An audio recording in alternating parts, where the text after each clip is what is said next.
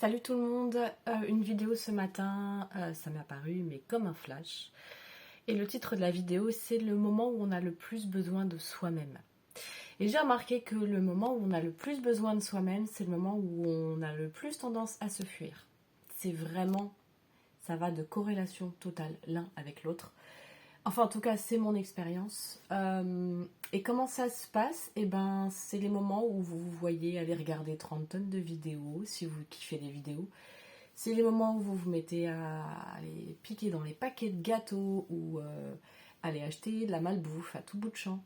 C'est les moments où vous voyez avoir envie soit de vous mettre tout seul, loin de tout, ou alors les moments où vous... Mais en vous distrayant, hein, soit en vous distrayant à base de, je sais pas, vos sales habitudes, ou la télé, ou quelque chose qui vous anesthésie. Ou alors, aller voir plein de potes, aller boire des coups à tout bout de champ, etc. Enfin bref, c'est cette espèce de truc où vous sentez qu'à l'intérieur, il y a un truc qui vous appelle. Et voire même des fois vous faites des rêves aussi, vous rêvez beaucoup, souvent dans ces périodes, enfin ça peut arriver en tout cas, c'est pas une donnée de base mais ça peut arriver.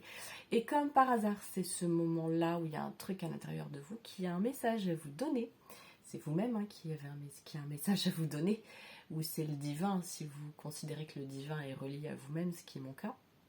Bref, en tout cas, peu importe, divin, pas divin, on s'en fiche, il y a quelque chose à l'intérieur qui est là et qui est latent et dont vous n'avez pas envie de vous occuper parce que c'est hyper confrontant et que ça vous demanderait de vous mettre en route pour vous-même. Ça vous demanderait peut-être de faire du tri, d'élaguer.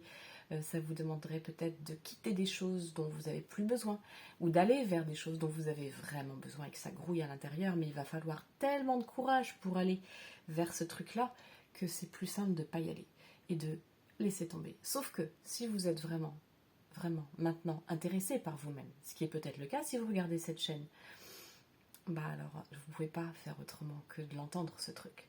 Parce que si vous êtes assez doux et sympa avec vous-même, il y a quelque chose qui fait que vous ne pouvez plus vous supporter, de vous voir et de vous ressentir vous fuir. Et dans ce cas-là, le temps est venu de...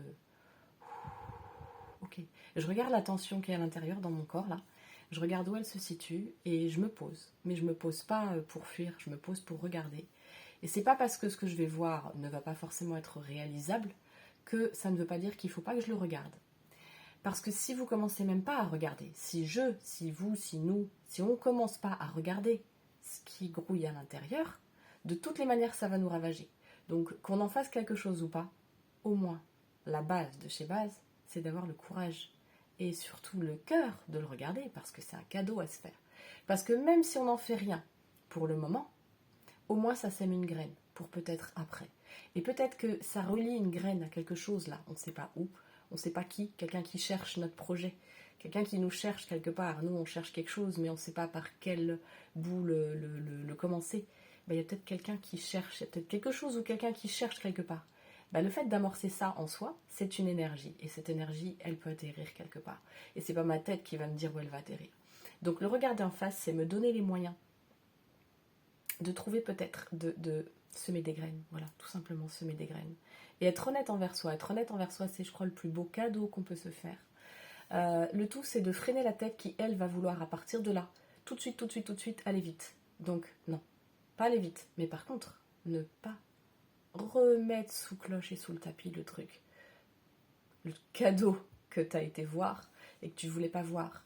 Et quand tu te vois t'anesthésier la tête, c'est vraiment ça, t'anesthésier la tête.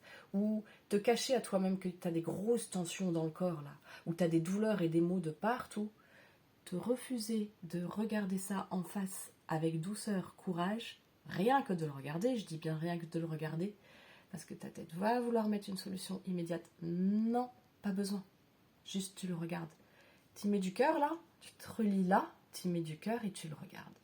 Comme on regarde un nourrisson, comme on regarde un bébé. Quand il est là, le bébé il te sourit, il te regarde. T'as trop envie de le regarder. Même si tu sais pas comment communiquer avec lui, t'as trop envie de le regarder. Il est là, il est devant toi. C'est la même chose, voilà.